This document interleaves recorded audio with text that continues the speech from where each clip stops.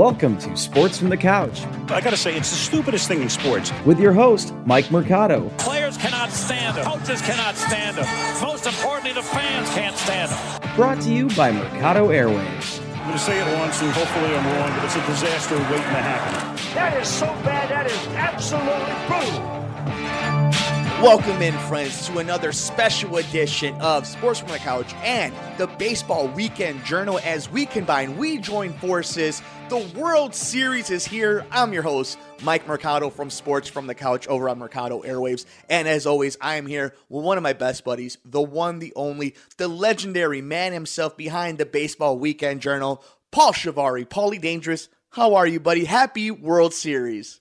Happy World Series. I guess the snow is on the ground. The leaves are on the ground. I got a beer in hand, and baseball kicks off very shortly here to determine a champion. I'm excited. How about you? I am super excited. Paulie Dangerous, say what we will. We made the jokes early on the season about the Marlins and the Cardinals. We were wondering about the bubble. It was a crazy season.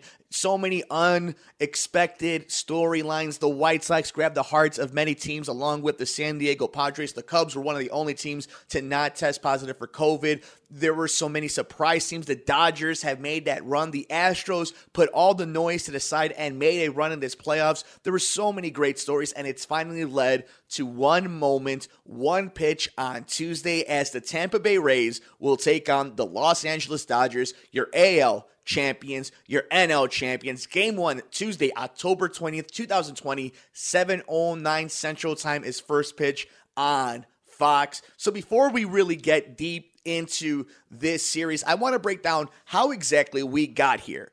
In the National League with the Los Angeles Dodgers, you had them beat the Milwaukee Brewers 2-0 in the NL Wildcard Series. One of the first times in history we have had a playoff series like this when it came to the format of all these new teams being added due to the pandemic.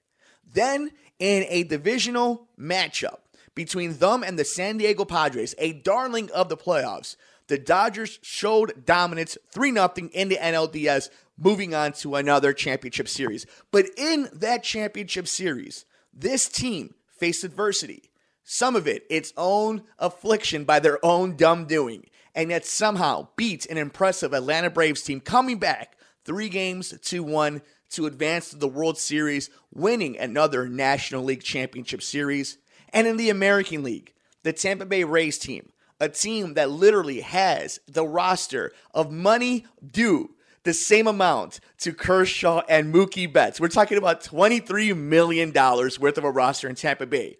Beat the Toronto Blue Jays 2-0 in the AL Wildcard Series. Then went 4-5 against the dreaded New York Yankees in the ALDS. And in one of the most impressive 7-game series that we have seen, beats a battle-tested Houston Astros teams in 7. We are here in the World Series, Paulie Dangerous. We have ourselves our matchup. You hear all this. You've lived through the games. You've seen the big heroics in that Dodgers Game 7. How do you feel about this World Series? Well, it's neat that we got the first-place teams from each league facing each other. I know in a pandemic-shortened season, there could be cause for a little bit of chaos. I mean, if the Astros would have made it to the World Series, we would have had the first team with a losing record in the regular season make it to a World Series. And thankfully, we didn't see that happen for that reason and for the fact of the weight of the sign-stealing scandal still on everyone's minds from 2017. The Astros, I just don't think were the right team to represent the American League. And I think the Rays definitely deserve that. And I think the Dodgers, it was amazing that they came back down 3-1 against the Atlanta Braves. And I think regardless of if it was the Braves or the Dodgers, we would have had the true National League champion. But it's neat to see the Dodgers make it for the third time in 4 years. And it's nice that it's the top two teams in each league. It almost is like wipe away the playoffs, take the records from the end of the season, go straight into the World Series. Here we are. I'm glad that there's days off in between games 2 and 3 and games 5 and 6. Even though you want to see baseball every single day, it's going to feel like a real World Series. There's people in the crowd. I'm really happy with how this turned out, and I'm really torn. I honestly, you're going to put a gun to my head by the end of this whole podcast and say, who do I want winning? And I'm telling you right now, I don't know. I really don't know who's going to win. I really like how these two teams meet up against each other and their makeup and how this game is going to be played. And luckily, we're going to have a few moments for you to gather your thoughts. You are maybe going to convince yourself while you give us your expertise. And we're going to start off with who is the favorite in certain scenarios. And of course, we will start off with the pitching matchups. Paulie Dangerous, in the 2020 World Series between the Dodgers and the Rays, who has the pitching advantage? Oh, that's hard because you're talking about a Dodgers team that led all teams in the majors with a 3.02 team ERA, so starters and relievers combined. But going into the season, regardless of the Rays pitching injuries, they were my favorite starting rotation going into the season. And despite the injuries, still looked like a really good team with what they had. They weren't as bad as the Astros in the sense that they really had to cobble together pitching in order to get that far. They look like a comfortably set team in terms of their rotation. You know, as long as you got Glasnow, Snell, Morton, you should be good to go. Now, they still have Ryan Yarbrough that could make a start maybe in game 4. They could do a bullpen game. Keep in mind, this is the team that was known before this season, at least, for doing the opener and then finding a way to creatively work their way through a 9-inning game. The pitching is solid for the Rays, but at the same time, the pitching is solid for the Dodgers. I want to give the slight edge to the Rays overall. Let's say in a 9-inning game, I think the Rays have a slight edge in pitching. But at the same time, despite the fact that Clayton Kershaw carries this reputation for being a pitcher that struggles in the postseason, he's had some really good success in the past in the postseason. Let's go back to 2017. Kershaw in game 1 of the World Series had a really good start for the Dodgers against the Astros in that World Series. Struggled, in game 5, but then came back and pitched 4 scoreless innings from behind in game 7 of the World Series. So when the pressure's on, Kershaw can pitch well. And I don't think he had that bad of a performance on Thursday night against the Braves, despite the fact that he took the loss in that game. I think he's a solid pitcher. He lines up in game 1. I'm assuming it's going to be game 1, game 5, game 7 again for Kershaw in terms of starting games 1 and 5. And should it go to a game 7, all hands on deck, he would be available. I just don't know, Mike. I really don't know. It's two really good pitching teams. Kershaw and Walker Buehler, Tyler Glasnow and Blake Snell. Aside from those 4 starters, the 2 for each respective team, it's going to go to anybody after that. Yeah, sure, Dustin May might make a start, but how long is he going to go? You know, he had one outing where I think he only went a couple of innings. You know, and he's last night he only went 1 inning in game 7. So I mean, it's going to be really neat to see how both of these managers, Kevin Cash for the Rays, Dave Roberts for the Dodgers, how they're going to organize their pitching staffs going forward. And I think it's going to be a really creatively pitched World Series. And I think that's going to be the story of it.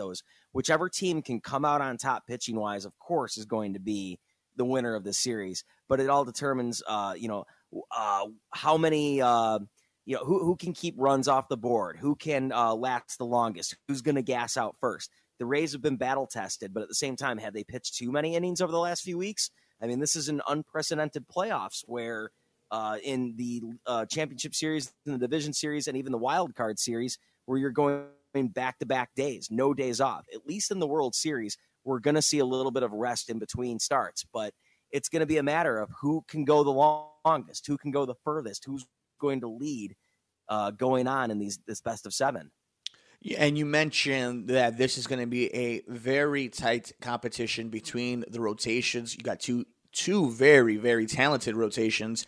With that being said, who then has the advantage with the bat? I got to go the Dodgers on this one. It's just, we know the names. We know the guys like Max Muncy, Justin Turner, Cody Bellinger, Corey Seager, who, despite going 0 for 5 in Game 7, he's a dude that goes 0 for 5 in Game 7, but still hits 5 home runs in the LCS.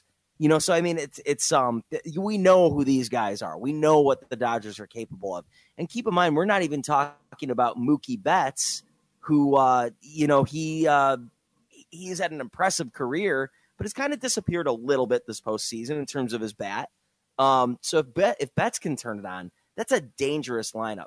Now, I don't want to because, I mean, yeah, they're not household names, but at the same time, Randy Arozarena, a guy that not a total throwaway in the Cardinals Rays trade back in January, but at the same time, a guy that I don't think expected when they traded for him in January was going to be their LCS MVP. It's going to take timely hitting with the Rays. I think that's what's been their key to their success in the past. And I think the Dodgers are just kind of a behemoth. They are the big machine. So I want to give the offensive edge to the Dodgers, but at the same time, with the type of pitching that we're going to see, like when you line up football games and you see this team's defense versus this team's offense, I look at the Rays pitching versus the Dodgers offense as what's going to be the storyline in the series, but don't discredit the fact that we're going to see timely hitting from the Rays and we're going to see pitching from the Dodgers that might be suspect at times. You're talking about we can't discredit. One of the things that we really ignore but ends up being a huge moment, a huge deciding factor in a World Series specifically, is your defense playing sloppy baseball. Well, with that in mind, we know how the pitching is going to be within the bullpen and the starting rotation. We have an idea of what you feel is going to be the important matchups when it comes to the at-bats. Who has the advantage of playing solid baseball on defense with the gloves? I don't know if there's an advantage because these are two very solid defenses. And when you go back and look at the LCS, there's a combined 2 errors committed by these defenses, by these teams, and it's 1 for each team. The storyline of the Rays throughout their LCS was their solid defense. The way that they're built is solid defense. They have a slight advantage in the postseason in fielding percentage over the Dodgers, but it's like by 0.004 of a point. I don't know who I would favor defensively. I mean, obviously, whoever plays the most solid defense is going to help their team best to win. But the Rays made plays. Mookie Betts robbed at least 1 or 2 home runs in the last few games. Right. It's so hard to really say which defense is going to be better than the other. I'll tell you this, though, that whichever defense makes the most mistakes is going to be the losing team. Mm-hmm. It's going to be, this is what I love about playoff baseball is it's so airtight. And I think because it's in front of fans for this one, regardless of the fact that it's a quarter of a stadium full, 16,000 fans or whatever, there's still an element of playing in front of people. There's still that energy playing in front of a live crowd. And I think that does make a difference. I think playing in a vacuum, kind of changes the makeup of a baseball game. And regardless of whether or not that affects defense, I just think that's going to be a true element to it of playing in front of a live crowd, being under the lights, the Dodgers being hungry enough to win because, if they lose their 3rd World Series in 4 years, they're going to be the laughingstocks. They're going to be the Buffalo Bills of baseball if they can't win this series. But meanwhile, you got a team like Tampa Bay, who's totally the underdog. Only the second time they've made the World Series as a franchise in their 22 years that they've been around. And really, this is a really good Tampa Bay team. They were the best in the American League, 40 wins. It's really going to be whichever team makes the fewest mistakes. But at the same time, I don't expect these teams to make mistakes. And a lot of that has to do with you have one experienced team and one really well-managed team. The Dodgers are very well-managed as well. So when you have such a strong matchup in the dugout between these two managers, who would you give the advantage to? Gosh, that's really tough. I think Kevin Cash has never really had the superstars that Dave Roberts has, but that's no discredit to Dave Roberts because he's been here before. So I think the pressure's on Kevin Cash just because he hasn't really managed at this level. He's never managed in a World Series, and that's what I mean by that. Obviously, both of these guys have managed Game 7 in the playoffs as recently as just this weekend. So they are battle-tested managers. They've both been managing for about the same amount of time in the league. I think I got to give the slight advantage to Dave Roberts just for the fact that he's been to a World Series before. But at the same time, I want to give the advantage to Kevin Cash because I think he's dealt with and I don't want to discredit the talent level of the Tampa Bay Rays, but they just can't spend money like the Dodgers can. So I don't think he has enough tools in the toolbox that Dave Roberts has. So I think Kevin Cash has gotten more creative than Roberts has. So I'm going to say it's a push. I think both managers bring something different to the table in terms of experience and creativity. So I don't know where to go. I think it's the better manager is going to win this series, but it's a matter of which one is the better manager. So this has been a really close analysis between these two teams as we are trying to pick through them and see if we can figure out who's going to win the 2020 World Series. And we have gotten down to the last thing that I can think of in which we can maybe find out what will be the end of this World Series. We know what you think about pitching, we know what you think about hitting and the defense, and even how the managers will play a role in this World Series. Paul, what is the X factor that's going to determine the 2020 World Series? Ooh, the X factor. That's hard. When you pare it down to one thing, I don't think that's fair to these teams. I think these teams are so talented that you can't really rely on one guy. But if you gun to my head, the X factor, Mookie Betts. If Mookie Betts can produce, I think the Dodgers win. If Mookie Betts doesn't produce, I don't think they do win. But at the same time, for the Rays, you could say if Mike Zunino continues to produce out of nowhere like he has this postseason, maybe the Rays win. But if Mike Zunino is shut down, well, the Rays have other guys, but that's been a force that they've kind of not relied upon, but maybe have had the pleasure to have over these past few games. So I'll just put it that way. Let's see how Betts performs. Let's see how Zunino performs. Zunino's been hot. Will he get cold? Betts has been cold. Will he get hot? I think that'll be the storyline. So before we make our official predictions for the 2020 World Series, I want to get the thoughts of the man behind Baseball Weekend Journal, Paul Chivari. What does this World Series mean to Clayton Kershaw? Win or loss, with the win, with the loss. What does it mean? I think he's a Hall of Famer regardless of what happens in this series. But gosh, it would be really nice if he can prove to his doubters that he can win when it counts and he has a championship. I think there's a lot of pressure. I definitely do. I'm trying to think of comparisons to athletes from other sports that would compare, but it's like, almost like that LeBron James factor, except for LeBron James has titles. But yeah, I think Clayton Kershaw really needs to get this championship under his belt to get that monkey off his back. And I think at the same time, he's such a great pitcher. I mean, the numbers are there from this season, from past performances. He's not a total choke artist like people want to make him out to be in the playoffs. At the same time, his playoff numbers are definitely different than his regular season numbers. So I think there is some pressure for him to win, but at the same time, I don't think that's totally the case going into this. One of the comparisons I've heard of Clayton Kershaw to another great player in their sports, and it's an interesting one because it's more along the lines of as his career got later into its stages, and that is Peyton Manning. Until Peyton Manning won the Super Bowl, everybody thought he couldn't win the big one. And he might end up like, let's say, a Dan Marino. So I think regardless, we know what the greatness is of Kershaw. But we also know how this narrative-driven business of media is, that they're going to make piece after piece after piece, movie after movie after movie, column after column after column, whether he wins or loses, even if he pitches awesome, and they lose in 5 games and they win the 1 game he pitched. I think regardless, they are going to go hard on the paint for Kershaw.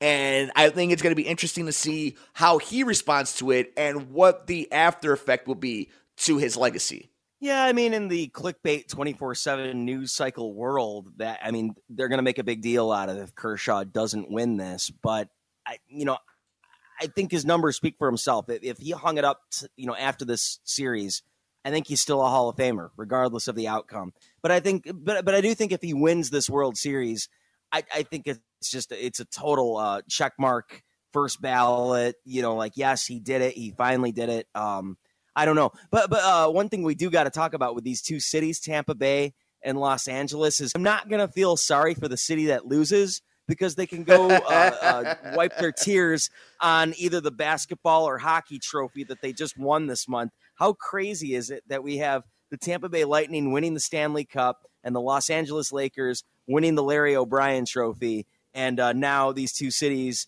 get to kind of determine who gets to have the second trophy of the pandemic year. And gosh, Mike, if it comes down to Buccaneers versus Chargers in the Super Bowl, you can count me out. Especially if the Lightning, the Rays, and the Buccaneers all win in the pandemic year, I'm done. Cancel sports. I'm out. I'm done. Well, what would be worse, though? Imagine if it's the Lakers, the Dodgers, and the Rams. I don't know. I mean, that's a football discussion. I don't think the Rams are truly. I'm just more of like is Tom Brady good enough to win a championship with the Buccaneers? And if he does, oh my gosh. Yeah, I mean, you think ESPN loves themselves some Tom Brady. Just wait until then. We are here in another one of our amazing crossovers. It is Baseball Weekend Journal. It is Sports from the Couch. I'm your host, Mike Mercado from Sports from the Couch over on Mercado Airwaves with the one and only Paul Chivari from Baseball Weekend Journal. You can follow the Baseball Weekend Journal on Twitter at Baseball Weekend. Paul Chivari is on Twitter at Paul Chivari. And just look up Baseball Weekend Journal wherever you get your favorite podcasts to check out what Paulie has been up to. We are on Twitter at Couch Sports Talk, and I'm on Twitter at Mike at Media. Check us out all over the podcast universe at Mercado Airwaves. Paulie Dangerous, we have gotten to this moment. We figured that the pitching would maybe go to the Rays. When it came to the hitting, the Dodgers had a slight advantage. On defense, we felt it was pretty much down the middle, along with the managers. And in the X Factor, Mookie Betts is playing a huge role in the Dodgers potentially winning a World Series, bringing another championship to those fans in LA. And we have gotten to this moment where we have figured out where Kershaw will be in his legacy, where he will be in our hearts, where he will be in the history books for Major League Baseball. It is time. And pitching in his hometown, too. A huge moment, kind of maybe that moment he's been looking for. To put it all together, his hometown, the team that gave him that big money, he's got all the awards, his last crack potentially at being a World Series champion. Here we are. Who wins the 2020 Pandemic World Series? My gut has said Dodgers this whole time. I love watching this Dodgers team for the last 5-6 years. I got to say Dodgers in 6. I mean, don't get me wrong. I'm almost rooting against myself when I want to see the Rays win, but I'm saying Dodgers in 6, final stamp, final answer. That's who I think wins. I have been going with the Dodgers all playoffs long. I have gone with the Dodgers all season long. I think the Tampa Bay Rays win the World Series. I picked the Dodgers to win the World Series along with Paul Chivari when we were first predicting the playoffs. Simply put, I've seen Tampa Bay beat Goliath. I've seen him do it with the Yankees. I've seen him do it in the playoffs going around this entire season in the American League East. While the Dodgers are a team that has been there before and they don't have to play in front of their LA crowd, can they handle the pressure? Is this it? Is this the moment that coal becomes a diamond? Part of me actually roots for Kershaw. Part of me wants people to celebrate greatness. And because of that, my gut feeling is saying it ain't going to happen. Tampa Bay plays spoilers, and they win the World Series in 6 games. I like it. Hey, some quick notes about this, though. Go for it. The last time these teams faced each other, 2019, two games, home and home split, May 21st and May 22nd of 2019. Dodgers took at Tampa Bay 7-3 on the 21st, 8-1. Tampa Bay takes the second game on the 22nd. Then they face each other in September on the 17th at Dodger Stadium. Dodgers 7-5 over Tampa Bay on the 17th. On the 18th, it was the Rays over the Dodgers 8-7 in extra innings, the 11th inning. A couple interesting notes. Snell only pitched 2 innings on the 17th of a hitless ball in what seemed like a bullpen game. Fairbanks took the loss in that same game, only a third of an inning, but he's a brand new pitcher this time around who closed out Game 7 in multiple innings. You've got Nick Anderson, who looked good in one game and took a blown save in the next game. Julio Urias facing 3 batters and striking out all 3 on the 18th. Tony Gonsolin taking a blown save.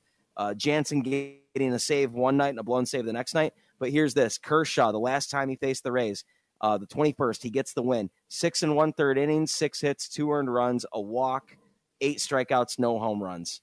I don't know. let's see how he does when it counts. I am so excited, Paulie Dangerous. We have made it to the end of the season. The next time you and I talk, we will put an end, a bow in the 2020 season. Before Tuesday night happens, before first pitch happens, before history starts being made, Paulie Dangerous, Paul Chivari, what are your final thoughts of the 2020 season as we get ready for the World Series? Well, I'm glad it happened, considering all of the talks that they had over the summer and the pun intended hardball that was played between the players union and the owners. It was a miracle that we actually got to see baseball. I don't think anyone gets the right to complain about how it was done. If they didn't like the rule changes, the designated hitter, the 7 innings, the runner starting on second and extra innings, it happened, and we're blessed. And 2021 should look different. Hopefully this pandemic and this virus will be gone soon. But even if it's not, don't take a day for granted. Don't take baseball for granted. Baseball is always going to baseball. And hopefully we won't have contentious labor union disagreements when the collective bargaining agreement ends after the 2021 season. We're blessed. We're completely blessed to have this happen. I couldn't have said it any better, my buddy. Thank you so much for being with us the entire season. Thank you so much for doing these crossovers. We will be back together to wrap it all up and crown a World Series champion in just a few days. It is going to be awesome. We have crowned a WNBA champion, a Stanley Cup champion, an NBA Finals champion, and we are about to crown a World Series champion in what has been a crazy, stressful, enlightening year. And like Paulie said, please enjoy it, smell the roses, embrace it, be a part of it, and don't take a day for granted. With that, it is always my pleasure to be with one of my best buddies, the one and only Paul Chivari. Paul, any final words for the fine people? Yeah, enjoy the series. It should be a good one. 2 first-place teams, everyone split down the middle on who can win. Like, this is what you want. Enjoy it. It's beautiful. Even if it's going to be a sweep, it's going to be beautiful. A fan base gets a World Series, a long time in the making, one a little longer than the other. Legacies will be made, and legacies continue. If you want to be part of the podcast world, check out Paul Chivari all over the universe. The Baseball Weekend Journal, one of the best in-depth look in baseball, 365 all year long. They are awesome over there. Paul Chivari pours his heart into it. He's also working on some other projects. We'll let him plug that in just a little bit. But at Baseball Weekend on Twitter, and you can catch him on Twitter at Paul Chivari. Check out Baseball Weekend Journal wherever you get your favorite podcast. Paulie, what else are you working on? The only thing I could really plug right now is the Karka Voices. It's only on SoundCloud at the moment. It's a childhood friend of mine, John Hooper, and I are both Raiders fans and White Sox fans, and it's kind of our tongue-in-cheek but in-depth look at both teams. It's the only Raiders-White Sox podcast out there. And if you find another one, you can keep it because we are the only Raiders-White Sox podcast out there. Those are facts. What was the name of it again? The Karka Voices. You're the best, buddy. We are over here at Sports from the Couch on Mercado Airwaves. You can catch the show on Twitter at Couch Sports Talk. We have the network on Twitter at Mercado Airwaves. If you're into pop culture, true crime, of course, sports, content, video games, and so much more, we have that all on the podcast network at Mercado Airwaves, wherever you get your favorite podcast. You can talk to me, interact with me, guys. I need friends. I'm on Twitter at Mike M Media and on Instagram at Mike Mercado Media.